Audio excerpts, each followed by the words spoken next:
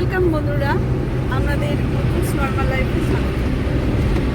আজকে একটা সুন্দর শীতের সকাল, আর আমরা আবার বেরিয়ে পড়েছি কোনো একটা নতুন জায়গা এক্সপ্লোর করার জন্য। আপনারা থাম্বনেল থেকে বুঝতেই পেরে গেছেন যে আমরা কোথায় যাচ্ছি। আমরা আজকে যাচ্ছি বিহারীনাথ পাহাড়, এবং সেখানে একটা বিহারীনাথের মন্দিরও আছে, একটা শিবের মন্দির। সেই জায়গাটাও দেখবো এবং তার সাথে সাথে আপনাদেরও দেখাবো। বিহারীনাথ এই মরশুমে মানে একটা খুবই দর্শনীয় জায়গা, এবং বিশেষ করে শীতের মরশুমে আরও সেটা আকর্ষণীয় হয়ে ওঠে। এটা যে শুধুমাত্র মন্দিরের জন্য বিখ্যাত তা নয়, এখানে অনেক পিকনিক স্পটও আছে সেখানে। সেই জন্য আপনারা যদি কেউ পিকনিক করতে চান তাহলে আমরা সদল বলে বা পরিবারের সাথে চলেই যেতে পারেন ওখানে পিকনিক করার উদ্দেশ্যে। আর ওখানে যে সমস্ত অনেক হোটেল আছে, যদি আমরা মনে করেন যে ওয়ান নাইট স্টে করবো তাহলে স্টে করতেই পারেন। তো অনেক হোটেল আছে, সেই হোটেল কিছু হোটেলের ডেসক্রিপশান আমি দিয়ে দেবো। আর আমার কিছু হোটেলে কীরকম খরচ হবে বা হোটেলে কেমন রুম, সেগুলো আপনাদেরকে কিছু হোটেলের দেখানোর চেষ্টা করবো কেমন রুম ওদের। তো দেখুন আর সঙ্গে থাকুন, দেখতে থাকুন আর সঙ্গে থাকুন নর্মাল লাইফের। যে সমস্ত বন্ধুরা আজকে আমার ভিডিওটা প্রথম দেখছেন তাদের কাছে একান্ত অনুরোধ রইল যে আমার চ্যানেলটি সাবস্ক্রাইব করে আমার পাশে থাকবেন। আর যে সমস্ত বন্ধুরা অলরেডি আমার সাবস্ক্রাইবার তাদের কাছে আমার অনুরোধ রইল যে তারা আমার ভিডিওটা দেখে অবশ্যই জানাবেন ভিডিওটা কেমন লাগছে। আমরা বিহারীনাথ প্রায় ঢুকে গেছি।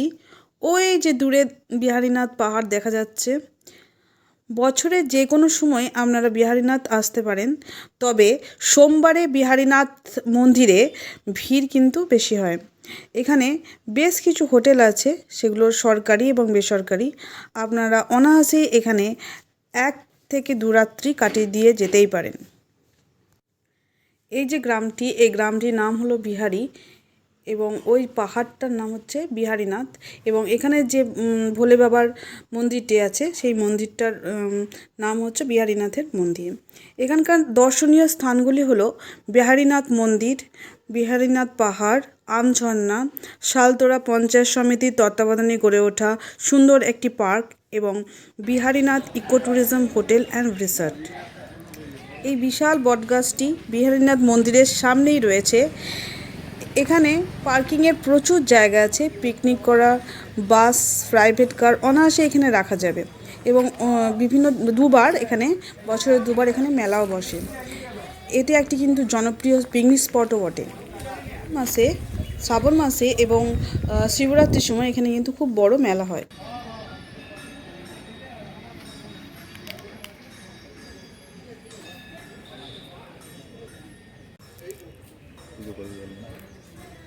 জিজ্ঞেস করতে হবে।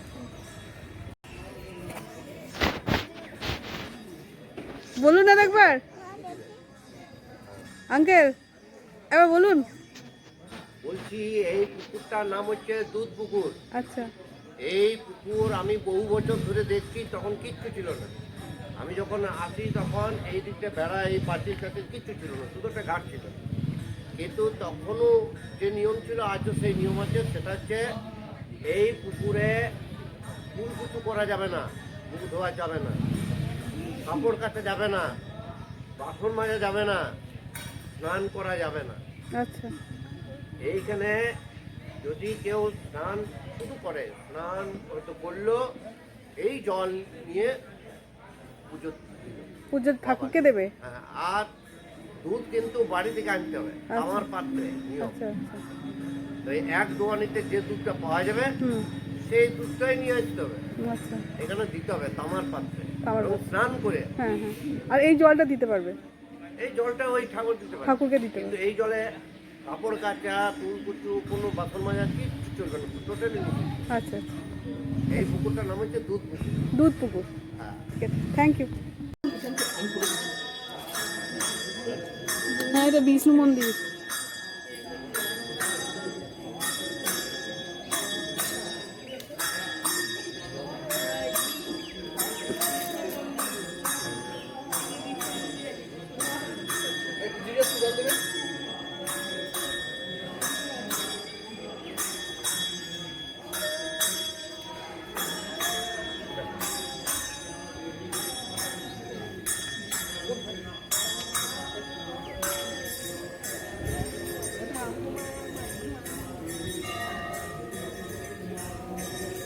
নিম গাছ,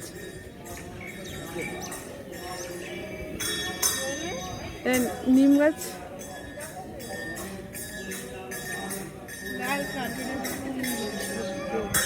মা কালী তো মনে হয়।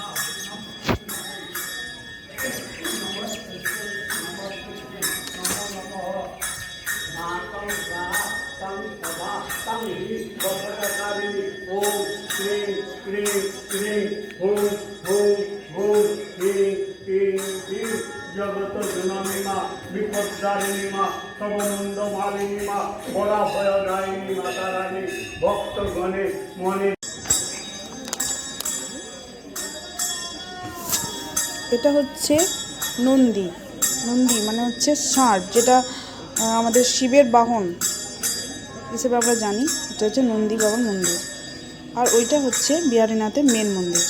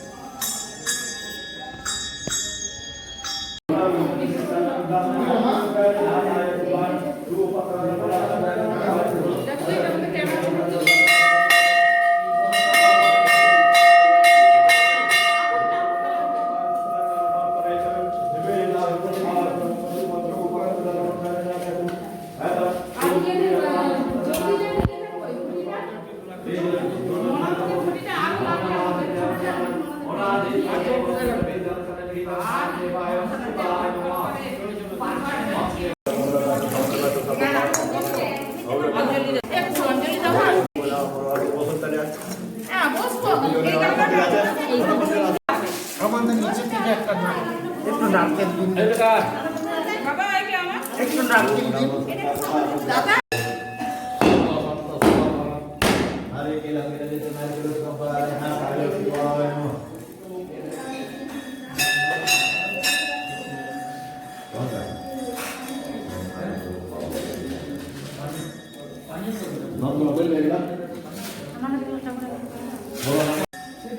বলুন, আমি এই বিহারীনাথ সম্পর্কে কি যা যা জানেন? বিহারীনাথ আমি যখন প্রথম আছে আমি মুখে মুখে শুনতাম বিহারীনাথ বিহারীনাথ। আমার একবার ইচ্ছে হলো যে বিহারীনাথ ঘুরে আসি। তা আমি যখন এসেছিলাম তখন এখানে আমাদের এই কাঠের ব্রিজটা ছিল না। আমি এসেছিলাম পুরুলিয়ার সরবরি মোড় হয়ে মুরারির পাশ দিয়ে ইতুড়ি সোজা চলে গেল তেলুড়ি, ইতুড়ি হয়ে এই রাস্তাটা ঢুকেছে, সেইটা বিহারীনাথ পর্যন্ত এসছে। ওই রাস্তাটা দিয়ে এসেছিলাম। এখন কাঠের ব্রিজ হয়ে গেছে লেমার পার্কের পিছন দিয়ে। তা আমি যখন প্রথমবার আছি তখন এইসব কিচ্ছু ছিল না, ফাঁকা জায়গা একদম। মন্দিরে বলতে এই স্ট্রাকচার কিচ্ছু ছিল না, সবে একটা গর্ভগৃহ ছিল আর ওইখানে বাবা বিহারীনাথের ওই শিবলিঙ্গটা ছিল। এইটুকু আমি দেখেছিলাম। পরবর্তীকালে দেখলাম যে মার্বেল নেমেছে, মার্বেলের কাজ শুরু হচ্ছে। আর আমি জেনারেলি ফাঁকা সময় আছি, কেউ কোথাও থাকে না সে সময়। আমি এই সোমবার খুব কম আছি। এইবারে যখন সোমবার এসেছি, আমার একজন পরিচিত সে বললো বিহারীনাথ দেখেনি, ও দেখবে, তাই ওকে নিয়ে এসছে। এই বিহারীনাথ মন্দির এটা কাশীপুর মহারাজের আমলে তৈরি হয়েছে, বহু পুরনো, 300 কেউ বলে 350 বছর। অ্যাকচুয়াল তখন কোন সময়ে কে এখানে এই মন্দির প্রতিষ্ঠা করেছে, মানে শিবলিঙ্গ প্রতিষ্ঠা করেছে না, এটা সঠিকভাবে কেউ জানে না। তবে এটা ঠিক যে কাশীপুর মহারাজের আমলে এই মানে শিবলিঙ্গ প্রতিষ্ঠা বলুন বা মন্দির প্রাথমিক নির্মাণ কার্য বলুন, এগুলো সম্পন্ন হয়েছে। আমি থাকি আসানসোলের কাছে। আপনারা ঘুরুন, এনজয় করুন। পাহাড়ের দিকটা ওইখানে যাবেন, যদিও রাস্তা নেই, একটু কাছাকাছি যাবেন। আমার নাম হচ্ছে অজয় মুখার্জি। ওই যে আছে এখানে বাবা একটা গাই আসছিল, সেই গাইটা প্রতিদিন ওই বাবার মাথায় দুধ পড়ছে। এখানে জঙ্গল ছিল তো, তখন বলছে যে তুই দুধটা খাইয়ে দিস। বলছে না, চলো দেখি দাদা। নিয়ে সকালবেলায় এলো, আইসে দেখছে সেই গাই কাটা গাছে ঢুকে দিয়েছে, ওখানে দুধ পড়ছে। বলছে তাহলে এখানে বাবা তখন দেখছে আছে আছে। শিবলিঙ্গটা শিবলিঙ্গটা। তারপরে ওখান থেকে ওই কাশীপুরের দেবরাকে স্বপ্ন হলো, হ্যাঁ হ্যাঁ ইয়া কাশীপুর মহারাজ, রাজা মহারাজ, হ্যাঁ। মহারাজকে স্বপ্ন হইল উনি এইখানে মন্দির হুম বা বন্দোবস্ত করে দিয়েছিলেন। ওই মটকবনি বিহারি আর বাউনতলিয়া এই যে ভোগ ঘাটছেন সব জমি দিয়ে আছে, হ্যাঁ হ্যাঁ, আর পূজারীজিকেও জমি দিয়ে আছে। তো এইখানে ভোগ ঘাটা মানে খুব শুদ্ধভাবে দুধ আনতে হবে, পায়ে হাঁটে আনতে হবে, স্নান করে গাই দিতে হবে বা ঢেকিতে করে আতপ করতে হবে, হুম সেইটাই চলবে। পূজা এখানে এই যে দেবরে আসছেন উনি ওই গামছা নিয়ে ওনার সেন্ট লিবার জন্য, আচ্ছা হ্যাঁ, গাছে ওইখানেতেই বিচরণ উনি করবেন সকলকে। এইভাবে এইখানে উৎপত্তি। আচ্ছা আচ্ছা আর এইখানে বাবা খুব জাগ্রত, হ্যাঁ বাবা ভোলানাথ। মন্দির যেটা বলা হয় উনি সব কিছু মানে এমন কি জাগ্রত খুব বাবা। আগে 2-5টা লোক আসতো, ইয়ার পরে বাবা দেখলো যে দূরের লোককে জানাইলে হবে না, কারণ দূরের লোক সব ভক্ত আসছেন। এখানে 24 প্রহর হয় ওই শিবরাত্রির সময়। এখানে প্রতিদিন মনে হয় যে 1000-1200 লোকের সেবা হয়, তাদের 3 দিন। আর বহু টাকা পয়সা দিয়ে যায় সব ভক্তরা। এখন কোনো চিন্তা নাই, এখন বাবার ওই যে পূজারি আছে আলাদা, ভোগঘাট আছে আলাদা ওনাদের। এইখানে খুব জাগ্রত বাবা।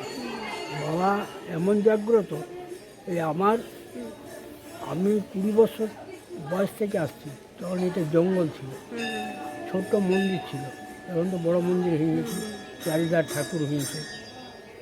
তো আমার স্ত্রীর ছেলেপিলে হয় না, বহু ডাক্তার কবিরাজ দেখা যায়। তখন আমার স্ত্রী বললো চলো তুমি তো বাবার থান যাও, ওইখানে আমি ধর্নায় পড়ি। তো বাবার এখানে 3 দিনের আদেশ হল। তারপরে সেটা নষ্ট হয়ে গেল, পরে বার আরও পড়েছিল, 7 দিন পরে উঠিয়েছে।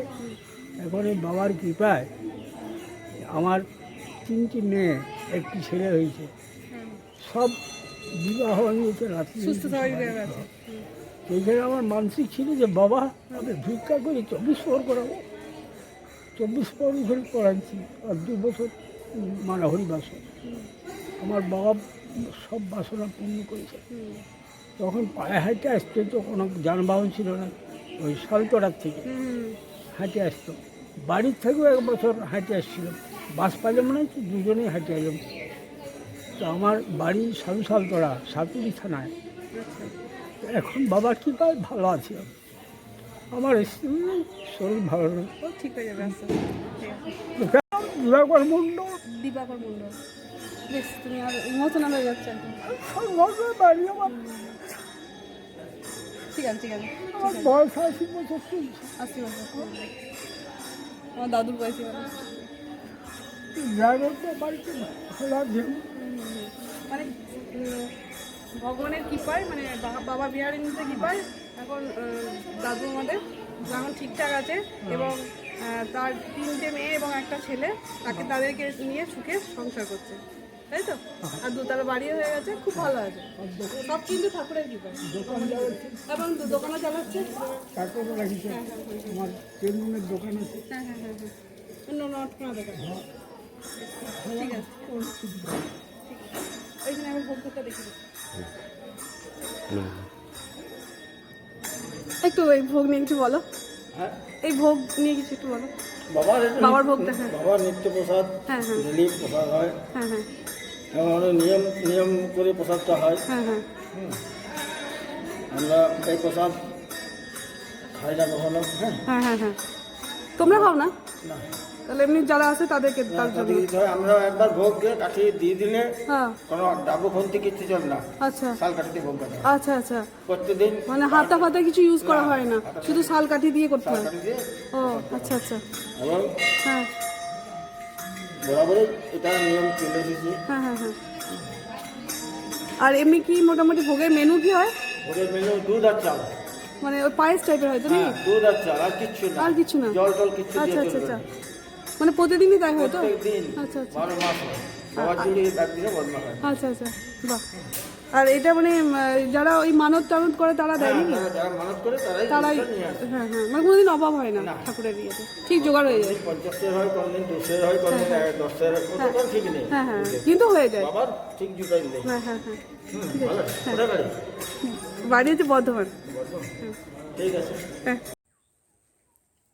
এই দেখুন, এটা হচ্ছে বিহারীনাথ পাহাড়, পুরো পাহাড়টার ভিউ। এটা বাঁকুড়া জেলার সর্বোচ্চ পাহাড়, এর উচ্চতা হচ্ছে 446 মিটার। এটার মোটামুটি হাফ গেলে মানে 200 মিটারের মতো গেলে একটা ঝর্ণা পড়ে, তার নিচে একটা আম গাছ আছে, এই ঝর্ণাটার নাম সেই জন্য আম ঝর্ণা। এটা কথিত আছে যে এই ঝর্ণার জল যদি কেউ খায় তাহলে তার বিভিন্ন রকম রোগের উপশম হয়, মানে তার যদি কোনো রোগ থাকে তাহলে সেই রোগটা সেরে যায়, এখানে এটা কথিত আছে।